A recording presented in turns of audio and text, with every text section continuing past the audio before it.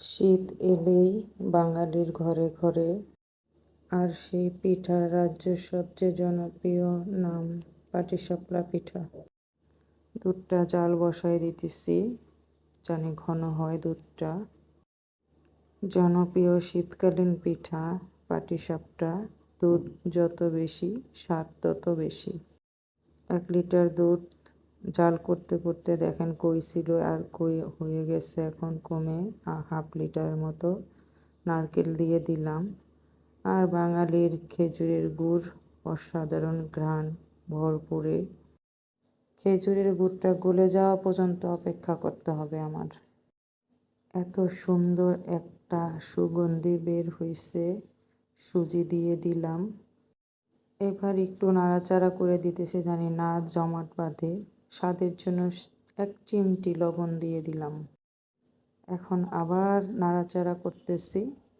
নাড়াচাড়া করতে করতে ঘন হয়ে আসবে। তারপর আরেকটা ম্যাজিক দিব আমি। ওইটা দিলে আরও স্বাদটা বাড়ে পুরের। নারকেল গুড় সুগন্ধি পুর দেখতেই পাচ্ছেন।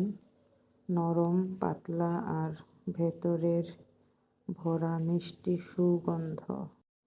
দিয়ে দিলাম 1 চামচ ঘি। ঘিয়ের কারণে আরও সুগন্ধিটা বাড়লো। প্রায় পুরটা আমার হয়ে আসছে। আর একটু টানায় নেব পানিটা, তাহলে আরও বেশি মজা লাগবে পাটিসাপলা পিঠা। অন্য কোনো দেশে কিন্তু এরকম শীত এলে এরকম পিঠাপুলির আয়োজন হয় না। আমার চোখে দেখি নাই, আপনারা দেখছেন কি না জানি না।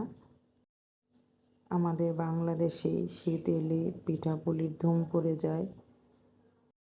শহর থেকে নাতিপুতিরা গ্রামের বাড়িতে আসে, নানির বাড়ি, কারো দাদির বাড়ি, তখন পিঠাপুলির ধুম পড়ে যায়। খাওয়া দাওয়া আর মজা করা। চালের ব্যাটারের সাথে অল্প ময়দা যোগ করছি আর 1 চিমটি লবণ দিয়ে দিলাম স্বাদের জন্য। ব্যাটারটা এরকম পাতলা হবে, তাহলেই পিঠা খুব সুন্দর হবে পাটিসাপটা। কড়াই গরম হয়েছে, ঘি দিয়ে দিছি। পাটিসাপলা পিঠার উপরে পুর দিয়ে দিচ্ছি। এবার নামের মতন কাম, পাটির মতো পেঁচাই নেওয়া। এখন পাটির মতো পেঁচাই নিতেছি। এইভাবে সবগুলি পিঠা বানাই নিব। এইভাবে ঘুরাইয়া ঘুরাইয়া তাকে বানাইতে হয় খুব আলতো হাতে। 2-1 সেকেন্ডের জন্য ঢাইকা দিতেছি। পুর নারকেল গুড় সুগন্ধি পুর দেখতেই পাচ্ছেন। নরম পাতলা আর ভেতরে ভরা মিষ্টি পুর। নরম পাতলা আর ভেতরে ভরা মিষ্টি পুর। শীতের সকালে বা বিকেলের আড্ডায় খুব মজা করে পাটিসাপলা পিঠা খাবেন। আর অনেক ভালো থাকেন সবাই। আল্লাহ হাফেজ।